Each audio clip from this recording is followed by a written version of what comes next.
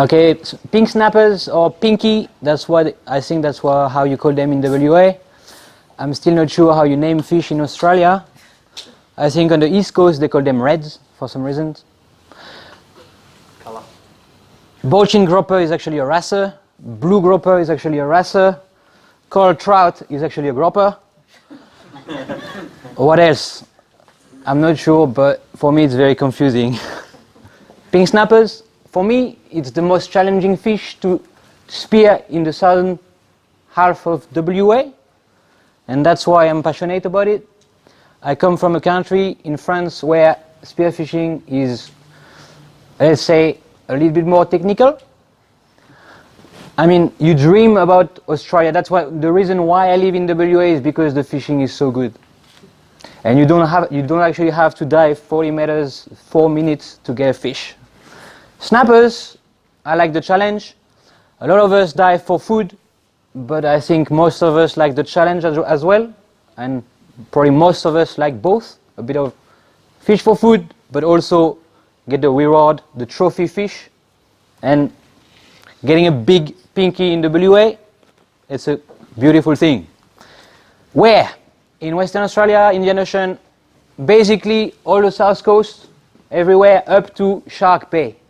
Shark Bay, maybe Cobar, maybe it's the last place where I've seen them. So Shark Bay is a breeding ground for them, as well as the Coburn Sound in Perth. Okay, so snappers are usually considered as deep fish, but they can be found anywhere. So these guys have talked about red emperors and jewfish, and for this type of fish the ground is very important. For snappers, I couldn't really find a pattern yet. I've seen them anywhere, basically, depending more on the conditions and on the season. So another before storm is a good time to look for them, for example. Or so they are spawning, they are breeding in the sound. The sound is closed, I think, from 15th of October to end of March. And basically the demersals are closed from 15th of October to 15th of December. So we want to look for them just before that or just after this period, especially in metro waters. In the south, you have more chance to get them all year round, and same in Shark Bay. Shark Bay, they can be, Shark Bay, winter is better, but any time of the year is good as well. So type of ground, okay, as I said, the ground here is not so important. So for example, usually when you target fish like Spanish mackerel, you want big drop-offs or big structures. This is not so true with pink snappers. Sometimes what you want is just the depth, maybe 25 meter deep, a bit of gravel, just a bit of structure, and that's enough for pinkies. So even if you are, let's say you are chasing mackerels, so there is top of the reef might be 5 to 10 meters, and then it drops off to 20, 25 meters, and you're burling hard on the side, on the edge of the reef. It will be rare to see snappers there. What I recommend would be to go away from the edge of the reef, let's say 100 or 200 meters from the reef, and burl there. You won't have less chance to see a mac there, but you will have a lot more chance to see snappers there. I'm not sure why, but they don't tend to come so close to the big drop-offs.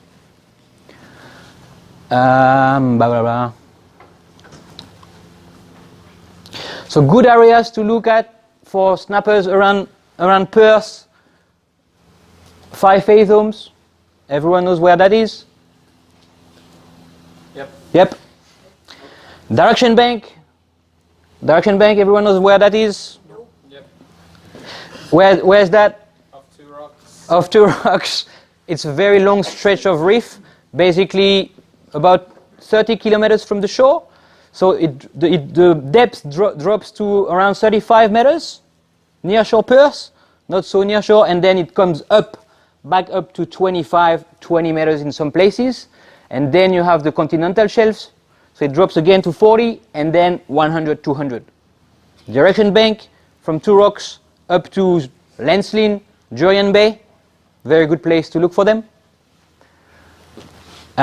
Two Rocks, Abrolhos is another good place, Calvary, Shark Bay.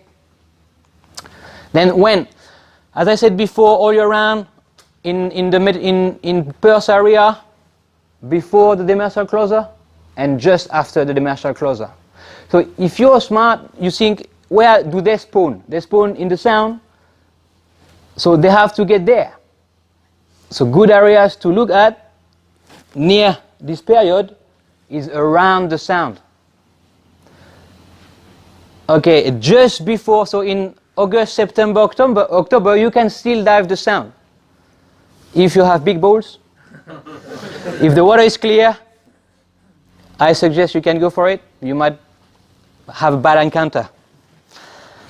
Again, just before storm, as with most fish, early morning and late afternoon are the best time of the day, always, for 90% of the fish, I say, including snappers, especially if you are burrowing in the water, because that's when the fish hunt and want to eat. If you're not burrowing, any time of the day is about the same.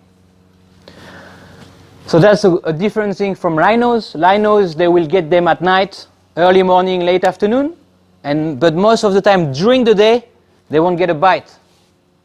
So for snappers, we have a better chance to get them during the day.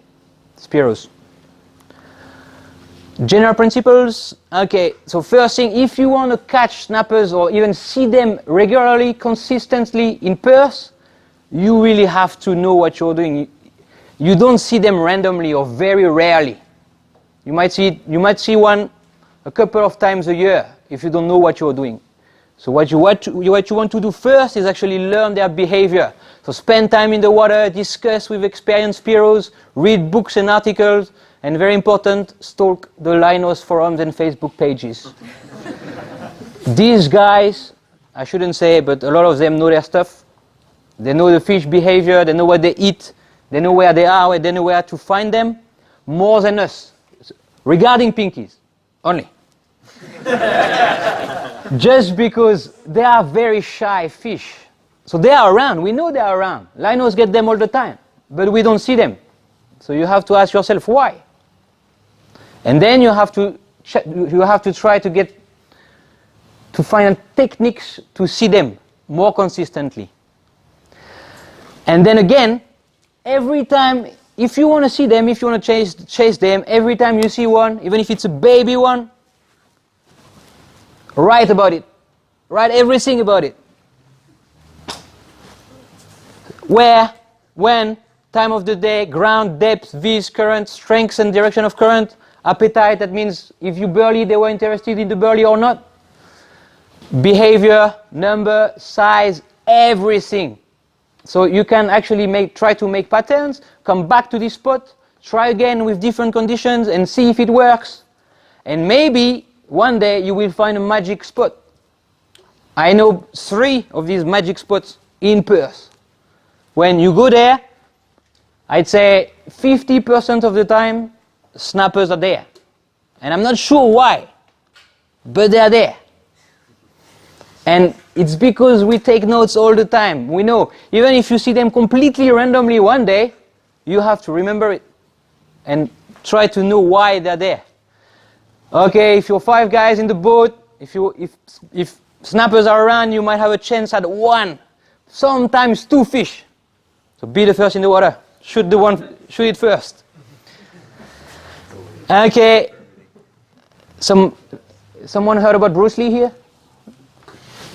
Be like water, my friend. You know the thing when he says, when water comes in the teacup, it becomes the teacup, right? What I'm saying, I will come back to this later, but what I'm saying is you have to, the main thing for Spiro is you have to try to be part of their environment. If you look too weird, or if you actually look like a predator, of course they will never come close to you. get the fish back. Okay, when you shoot it, it's not like a mackerel where you try to give it line, fight with it. Snappers, they go berserk. They don't usually get a lot of line, but they go around themselves and they try very hard to get off the spear. So you lose fish very often if the shot is not good. So shoot it and then try to get it to you as quick as possible, no matter the shot. Okay, don't forget to stalk the Rhino's website. So how you need, for this type of spear fishing, I use a long spear gun. Actually, I use a 1.4 spear gun 95% of the time in WA. So if you like rollers, that's probably 1.1, 1.2. For snappers, you want the range. 1.2, I have a friend, one of my best friends, he says, if you spear with a spear gun longer than 1.2, you're cheating. And I say, wait a second. Snappers, 1.6 is good. I like a 1.4, but you really want the range. Even if you shoot it in burley, if it's clear water, you usually take long shots. If you wait for the fish on the bottom, I will come back to that later, same thing, they are really wary, they won't come very close to you very often. So you want a long range gun. Avoid float lines, they don't like them. So they actually see the float line, you go down, it makes you look bigger, it makes you look weird, as I said, not like water. So avoid float lines. You don't need a belt reel. Flasher can help. I've written that, but I have actually shot only 2 snappers out of a flasher, and it was only in Shark Bay. So if you shoot a snapper in Shark Bay, it doesn't really count. Burley helps. And when I found out about this, I was extremely disappointed. Again, it removes a big part of the challenge. And it's always, of course, you're so happy to shoot a snapper, even in the burley. But the day you shoot a snapper, without flasher, without burley, that's when you think, whoa, that's good. Okay, basically, if you want to shoot a snapper with burley, shoot a mackerel first. Spanish mac, burley it, there will be snappers everywhere. Oily fish works really well. Cephalopods such as squids. What else? Cuttlefish, that works really well as well for snapper. Crayfish as well, of course. Sea urchins in New Zealand, Spiros crash urchins on the ground, on the bottom floor. We don't do this very often in Australia, but especially down south, it can be very helpful. So in some places down south, you don't really want to make a big burley trail in the water, because it can attract big fish you don't want to see. So a good thing you can do, burley bombs, so big burley bomb on the bottom, or crash urchins on the bottom as well. You can do 3 or 4 spots and alternate, swim to different spots. This 15-20 meters would be good for this. You said depth, 15 meters? 15 meters depth, yeah. At least 15 meters for this. So the thing with snappers, I said, you can see them in any depth, but the shallower they are, the harder they are to shoot. So it's always compromise. If you can go deeper, they will be easier to shoot. You don't have to stay this long or to be this smart about it. Shallow water, okay, you see them, but you will never shoot them most of the time, because they see you. They know you're here. Okay, then the real deal for me, ambush diving. So I could speak about this for ages, so I will try to keep it short. But ambush diving, basically you go down and you wait for the fish. Where I'm from in France, it's the main way, almost the only way to even see fish. The fish is there, but you don't see anything. And as Nick said, here you find a spot which looks fishy, then that's when you think, oh, that's a good area, I will look for jewfish there. In France, you see nothing. And you have to go down and wait 2 minutes at least, and then come back up. And you do this 200 times a day, And twice a day you will see a big fish and shoot it. Whoa. And you'll still be very happy. And if you can do this in France, and then you come to WA, you never want to go back to Europe. Okay, so the thing with snappers is they are shy, they are worried, but they are curious. So that's how you get them. So as I said before, I lied. I said be like water, not too much. Because you actually have to look a bit different. So you go down, with a lot of fish in WA, you can make noise. You actually try to make a lot of noise and never stops, and it attracts fish. With snappers, you don't want to make too much noise. You can make a bit of noise at the beginning of your ambush period. So basically, when I say you have to wait, you wait 20, 30 seconds up to 1 minute on the bottom. So if you go down 10 meters, a diver, usually it takes only approximately 1 second per meter to go down and up. So if you can go down to 10 meters, it takes 10 seconds to go down and then 10 seconds to go up. So if you want to wait for 40 seconds on the bottom, your dive will be only 50 seconds. So I think anyone can do this. 60 maybe? Thank you. Okay, most of the time you will be in more like 15 to 25 meters. So 25 meters, don't push too hard. If you're diving if you're pushing your limits, of course, pair up with a buddy on top. But yes, what you want is to wait for the fish, stimulate their curiosity. So how you do this? A little bit of sound, or little bubble, little thing, but then keep completely quiet and don't move at all, just your head a little bit. So what you want is to be behind a ledge or something, or be hidden, even hidden in a cave. You don't want to look too big. So you go down, you do a noise. What I like to do is, this is my sound for snappers. I have a sound for every fish. True story. And then you don't do anything else.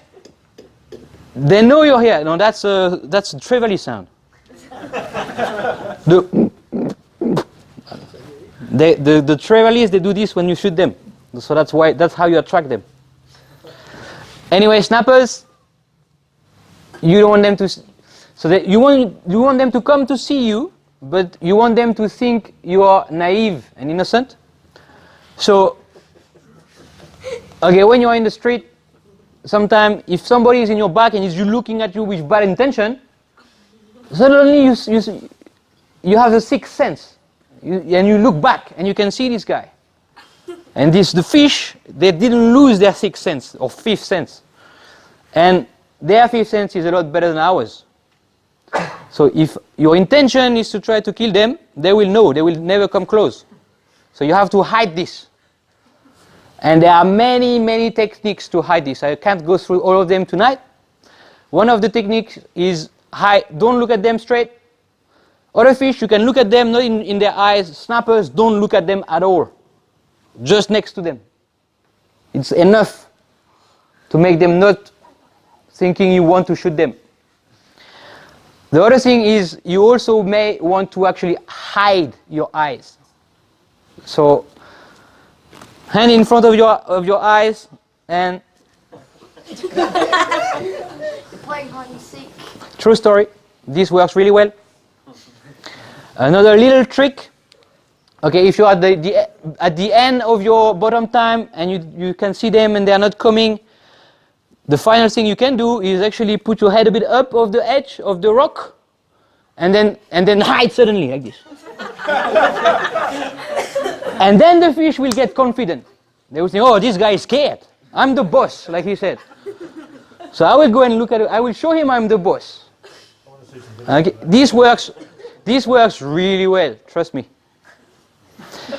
But so snappers, not like Jewfish, or they are not really territorial. They are not really saying like I'm the boss, like the Jewfish, or even maybe Red Emperor. I'm not sure about Red Emperor. Anyway, snappers, they will move around. They come back to the same places very often, but they are not they are reef fish, but you will not find them in caves or very rarely in WA. Okay? So pretend you're a good person, and at the end, of course, pierce them. I have a couple of videos to show you as well. So the first video is cheating. À la coulée, that means going down. So we call à la coulée in French, that means going down as a dead leaf. So you go down, you want to be burly, that's West End, Rottnest, 25 meter on the bottom, burly, clear water. The fish is there, we've seen them, there are 2 or 3 around, they are quite wary. You just want to go down. Don't go down with your gun like this straight away. You want to put it on the side of you so you don't look so big. So keep the handle next to your leg here. Because the longer you look, the bigger you are, the harder it is to get close to the pinkies. So here, it's just the approach actually, so a few sharks around as well. Is that your Spanish Mac that you've burled up? This day, actually, it might have been. This is the same day as the Wahoo day for the ones who were here last month. We shot a Wahoo on the same day. And 8 max. Pinky's there.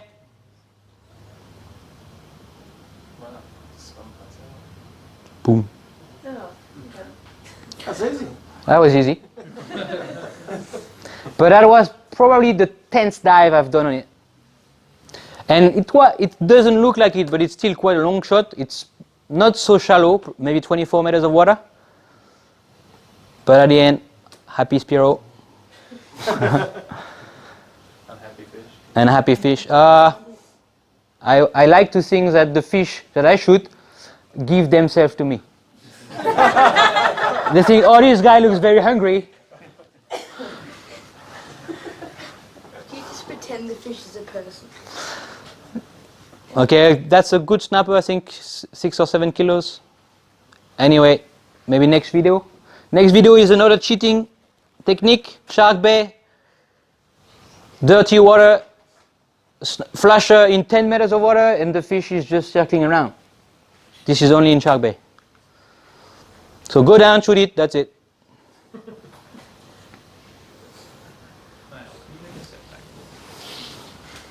Not such a big fish, maybe 3-4 kilos, but still.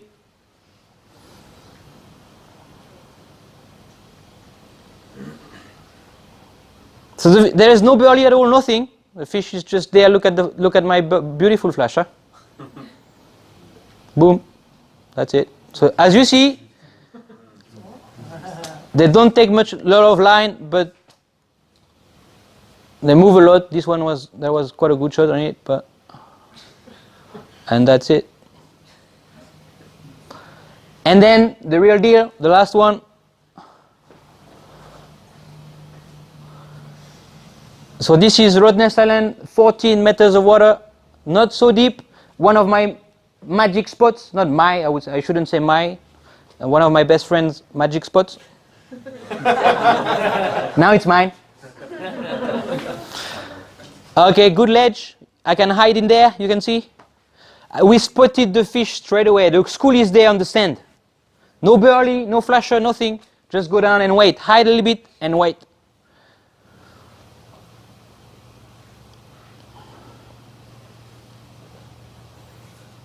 It looks like nothing, not much around, but you will see there is a school of fish with a couple of sambos in there as well. I think there's a small jewie on this 6 minutes. Yeah. Yeah, okay.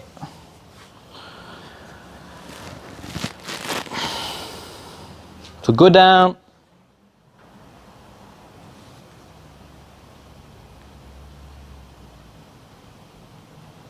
I hide well in this crack. There's a small jewie there, not legal. And then I stay behind the reef. And a couple of busted fish there, and the school is there. Most of the fish in the school are 3 or 4 kilos. In the back, there are a couple of fish, 7 or 8 kilos. That's what I'm waiting for. And I won't get them. So slowly, slowly, the fish is coming.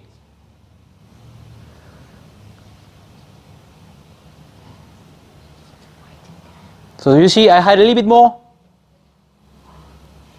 If you'd have played peekaboo, you would have got a 7 kilo. This fish might be 4 kilos. Not interested. I really want one of the big ones in the back. They will never come. But I'm not shooting the first ones. Are you making noise or scratching or? Just at the beginning I did, yes. But just once, not more. And then waiting a little bit more still. They came for a second round, but still, the big ones stay away.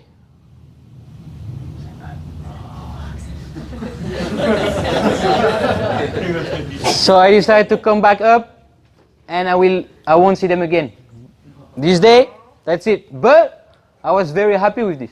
I didn't shoot a fish, but I've got this footage.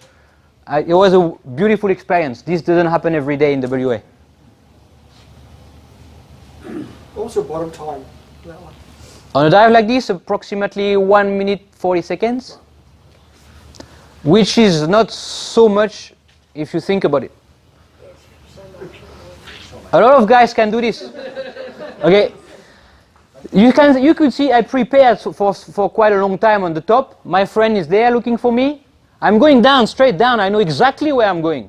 I'm not looking for ground once I'm down there. I know where I'm going, so I just go down. That's it. And then stay there.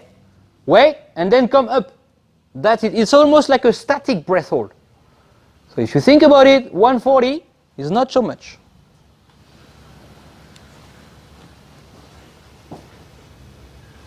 That's it. Questions? I see a lot of 40, 45 centimetre ones. Are they a good sign for bigger ones? Yes, definitely. This spot, I see snappers there 50% of the time. Greeny, we went there 2 days ago. There was a school of snappers, but they were there. So yeah, good sign. 2 days ago now. Yes, 3 days ago. Questions? You see a lot of videos of guys in New Zealand that shoot them, and it seems kind of easy. And then In New Zealand, here and you see just like tails, really. New Zealand is cheating. Yeah. You get your... Nick will tell you about it. Same fish, same species, completely different behavior. Yeah, okay. It's like it's a different species completely. I mean, it's not, but They're just more common. He's a Kiwi. That's why. They're not easy. Not easy, but different behavior, more of them, and yeah, easier. Would you say the key is the belly then? To get the Yes, fishes yeah, flying? burley works really well. Sometimes they just lose completely their attention to anything else. Sometimes, but still it's quite hard to get close to them, and sometimes they are moving really fast in the burley. So that's when you need to be a good shot, and you can take shot from the top, and snappers are not really wide, so that's when you need to be precise with your shot. But yeah, sometimes it's actually easy. Burley hard, long time, and they will come up, even from a 40-meter bottom, they can come up to 10-15 meters. Do you find, like locally, I don't know, me and Caleb discovered with the flasher in the water can put them off sometimes, they won't come near you. I know Shark Bay is different, I've had them feeding on it, but... I didn't notice, but as I said, I've never shot a snapper out of a flasher here. Yeah. Shark Bay, yes, but I've never noticed it. When we target max at West End or around West End direction bank, we have a flasher in, and so the bottom is more like 25-30 meters. The flasher is in 10-15, and the snappers never come up. I never thought it might be the flasher. Yeah, but we've tried it because we put it in the water and then they won't come near us. It's kind of like a bit more too much emotion for them. And then we take it out and then they sort of Yeah, they come a bit closer, yeah. So you see, We've just tried that in some areas, but you have seen shark bait, they're a bit silly to even have a go at the flasher there. Seems the further and further away you get from Perth, when they've less seen boats and divers and everything else, they get a bit dumber. yeah, of course. If you see videos of some sanctuary zone in New Zealand, they're actually touching the big snappers like that. So most of the time, the really smart fish, when they are not targeted, they are intelligent, so they know if you are not dangerous, and if you give them food, they will come for food. If it's in the sanctuary zone. Stupid fish like Spanish mackerel, they always behave the same, wherever they are, because they don't know if you are kind or if you're a killer. But snappers, they do know. Mangrove jack in north, very similar. When laying on the bottom throwing up sand, I've always seen heaps of small ones. Do they tend to bring in the big ones at all? I think I might have seen Throwing sands? Yeah. That works pretty well with jobies and emperors. With snappers, Snapper coming like heaps of small ones, just turn, like literally turn and come in all the time, but just nothing ends up decent size. yeah, I don't usually throw sands for snapper. But some people do. When you say you hide on the reef, in that last video, Mhm. it didn't seem that you were hiding that much. Are you hiding like literally that much, or you're just down? Now my head is still, my body, almost all my body is in this crack. But my head is still above the reef. And the gun's always pointing out. The gun is usually just at the end. I like to have my gun on the sand and take it up at the end, or my gun just next to me and take it outside just at the end as well. It really depends on the situation. You have a feeling for that after a while. So some fish, you really want to be completely not moving at all.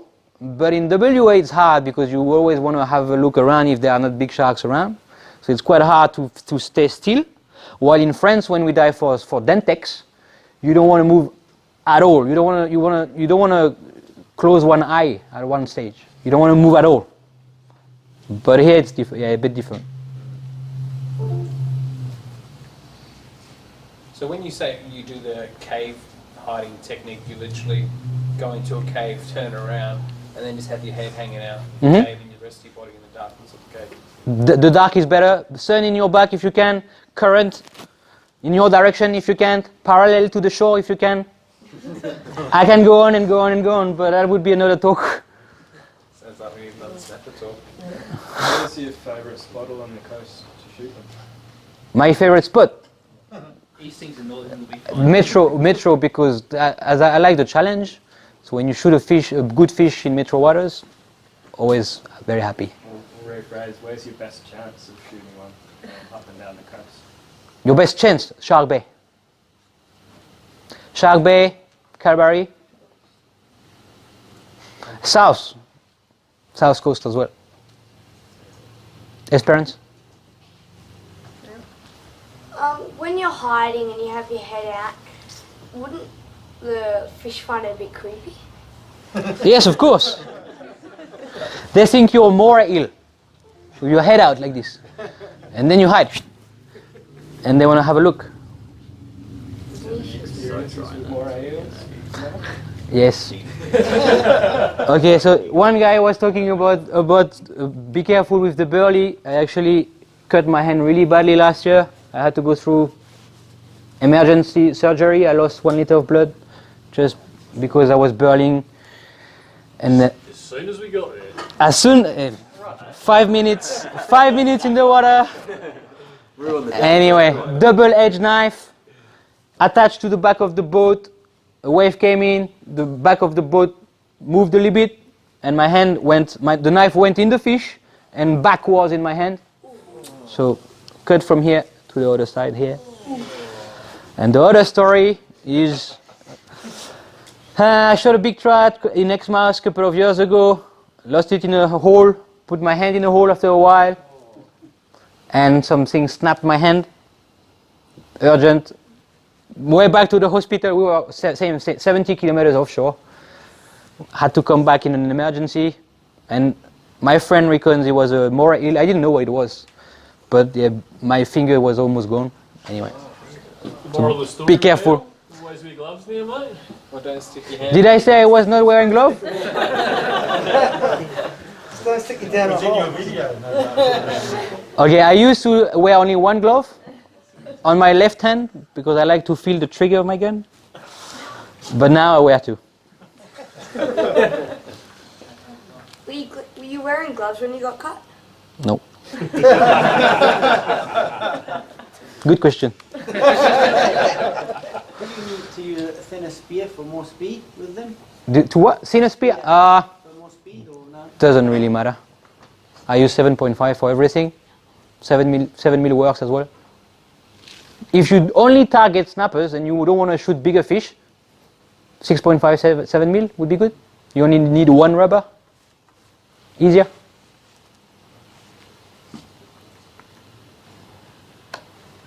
All good? Thank you. Thank you.